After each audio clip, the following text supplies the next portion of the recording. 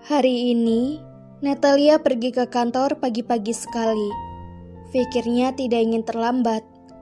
Jika ia terlambat, maka akan mendapatkan hukuman dan ceramah yang sangat panjang dari bos berdarah dingin yang terkenal arogannya itu.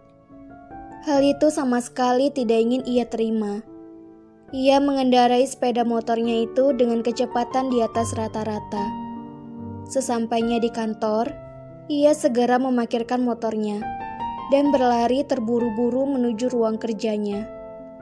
Ia melihat jam tangannya di sebelah kiri, waktu menunjukkan pukul 7.55 WIB pagi. Dan sekitaran 5 menit lagi ia harus sampai di kantornya. Ia semakin mempercepat larinya. Maaf, saya tidak sengaja. Saya sedang terburu-buru. Ujarnya menabrak salah satu karyawan menjatuhkan berkas-berkas. Ia pun dengan sigap membantu merapikan berkas itu. Ia kembali menatap jam tangannya, waktu yang tersisa hanya 2 menit. Ia segera berdiri mengumpat dan mengutuk dirinya sendiri. Syukurlah, aku sudah sampai. Masih tersisa waktu 30 detik lagi. Kalau enggak, aku bisa digantung hidup-hidup sama bos arogan itu. Natalia menarik nafas dan menghembuskan nafasnya secara kasar. Lu nggak bosan? Datang ke kantor hampir terlambat setiap hari. Gue yang lihat lo setiap pagi aja sudah bosan.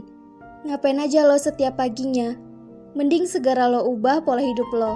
Kalau enggak, lo mau kehilangan nyawa. Tanya temannya yang bernama Vela.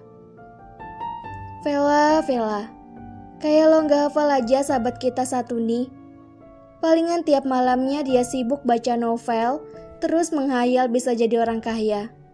Sahut temannya yang bernama Lydia. Natalia menghembuskan nafasnya secara kasar. Bisa gak lo orang, pagi-pagi jangan kayak emak gua di rumah? Bukannya gue dikasih minum atau apalah yang bisa menambah energi gue. Gue capek tahu. Kalian sama aja kayak bos arogan itu. By the way, si bos killer sudah datang belum? Tanyanya sambil duduk di kursinya. Kayaknya belum deh. Soalnya dari pagi gue belum lihat batang hidungnya. Nih minum dulu biar hilang capeknya. Jawab Vela. Alhamdulillah, syukur deh. Kali ini gue aman. Kalau enggak bisa panas telinga gue dengerin ceramah si bos itu. Tahu enggak? Rasanya gue pengen banget robek mulutnya yang tajam dan super duper cerewet itu. Ujar Natalia. Lydia melotot dan menunjuk ke arah belakang Natalia. Sepertinya Lydia memberikan kode agar Natalia sadar bahwa ada bosnya di belakang. Tetapi Natalia tidak peka dengan kode yang diberikan Lydia. Lo kenapa melotot kayak gitu? Kayak habis ngeliat setan aja. Biasa aja kali. Lagian gue udah niat mau ngerobek-ngerobek mulutnya biar dia kapok marahin gue. Cetusnya dengan kasar. Natalia sontak mematung mendengarkan suara berdehem yang suaranya tidak asing baginya. Natalia ikut saya ke ruang kantor. Ujarnya dengan tegas. Natalia menepuk wajahnya menyesal. Mati gue, nyawa gue kali ini pasti lepas. Kenapa nggak kasih tahu gue sih kalau ada si bos? Keluhnya dengan wajah yang memelas. Gue udah ngasih kode ke lo, Lia. Tapi lo aja yang nggak peka. Yaudah sana samperin sebelum si bos berubah jadi singa jantan yang siap menerkam lo hidup-hidup. Ejek Lydia. Selamat bersenang-senang sahabatku yang cantik dan imut. Ejek Vela memberikan kedua ibu jarinya ke Natalia. Natalia berdiri dan berdengus dengan kasar. Ia sudah membayangkan nasibnya ketika berjumpa dengan bosnya itu. Awas ya, setelah gue keluar dari ruang kerja si bos, lo orang harus traktir gue makan siang karena udah ngejekin gue. Semoga saja kalian mendapatkan hukuman yang setimpal. Natalia meninggalkan kedua sahabatnya, segera melesat masuk ke dalam ruangan yang seperti neraka. Lydia dan Vela hanya tertawa mendengarkan ucapan Natalia. Bagi mereka, ancaman Natalia hanyalah candaan biasa. Lalu mereka berdua melakukan pekerjaan masing-masing dengan serius dan teliti. Tok, tok, tok. Masuk. Tita seorang laki-laki yang memiliki suara berat. Selamat pagi, Pak. Ada yang bisa saya kerjakan?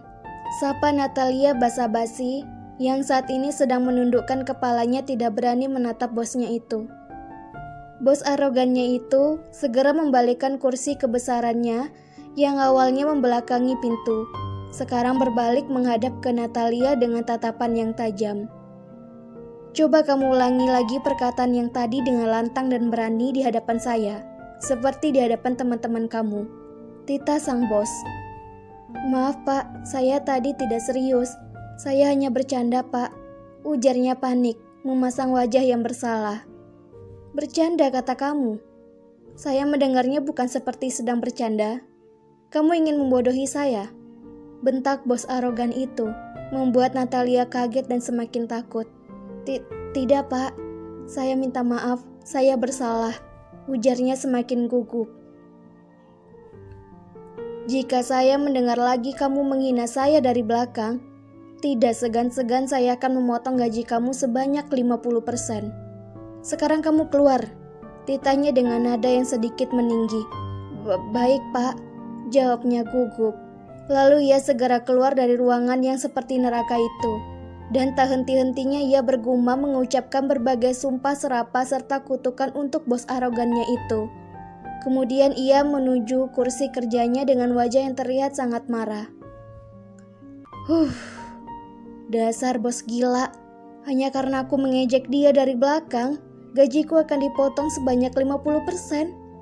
Mentang-mentang dia bos, seenaknya saja dia memperlakukan aku dan bentak aku seperti itu. Kalau saja dia bukan bos, sudah kupatahkan semua tulangnya itu. Ujarnya semakin kesal, lalu ia duduk di kursinya. Suasana di kantor sangat hening, karena semua karyawan saat ini sedang serius mengerjakan pekerjaannya masing-masing.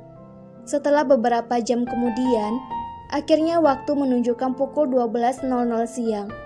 Jam 12 siang adalah waktu istirahat di kantor mereka sampai jam 13.00 WIB. Duh, capek banget. Natalia meliukkan badannya ke kanan, ke kiri, sembari merenggangkan tangannya ke atas. Banyak banget pekerjaan hari ini. Tapi syukurlah, akhirnya selesai juga. Keluh Natalia lega. Iya nih, lapar banget perut gue. Makan siang dulu yuk, rengek Vela. Yuk, aku ikut. Rasanya aku ingin makan semua makanan yang ada, sahut Lydia dengan semangat. Mereka bertiga beranjak dari kursi kerja masing-masing dan bersiap untuk makan siang bersama. Mereka sambil menggosip idola mereka yang berasal dari Korea. Sesampainya di kantin, mereka memesan makanan yang ingin mereka makan. Natalia, lo ngapain aja tadi di ruangan si bos? Tanya Vela penasaran. Oh iya, lo orang harus traktir gue pokoknya, gue gak mau tahu. Bisa nggak lagi makan gak usah ngomongin orang gila satu itu? Jawabnya cetus. Iya, Natalia yang cantik. Ya ampun Natalia, lo emang gak ada kapoknya ya ngejek si bos. Kualat lo baru tahu, ejek Lydia. Bodoh amat, gue gak peduli, jawabnya cetus. By the way, kalau gue perhatiin si bos tuh ganteng banget loh, mirip opa-opa Korea, ucap Vela sambil tersenyum halu. Ganteng sih ganteng, tapi kalau sifatnya kayak gitu mana ada yang mau sama dia. Buktinya dia masih jomblo sampai sekarang, balas Natalia. Cie, ada yang ngakuin si bos ganteng nih, ejek Lydia. Lo masih inget gak sama pepatah orang terdahulu? Jangan pernah terlalu membenci seseorang, nanti lama-lama jatuh cinta. Bisa jadi nih, suatu saat lo jatuh cinta sama si bos Alex. Gue doain semoga lo sama si bos berjodoh, soalnya kalian cocok. Yang satu arogan, yang satunya lagi judes. Ejek Lydia lalu tertawa. Dih, amit-amit, gue jatuh cinta sama orang kayak dia. Naik semua bulu kuduk gue dengernya, jawab Natalia. Sudah, Nggak usah berdebat, lebih baik kita fokus makan. Nanti keburu masuk, ujar Vella. Mereka bertiga melanjutkan makan siangnya.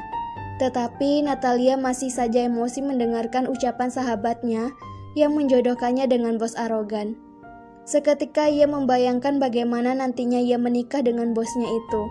Lalu ia melototkan matanya saat terlintas di dalam benaknya, membuat Vella dan Lydia mengernyitkan dahinya melihat tingkah aneh sahabatnya itu. Di tengah asiknya mereka menikmati makan siang, Melia, sekretarisnya Alex, datang menemui Natalia untuk menyampaikan pesan. "Natalia, lo dipanggil ke ruangan sekarang juga. Katanya GPL, nggak pakai lama," ujar Melia datar. Melia tidak jauh beda dengan bosnya yang arogan itu. Sama-sama dingin, karena Melia adalah adik sepupu bos. "Sekarang?" tanyanya dengan nada yang meninggi. "Kenapa harus sekarang?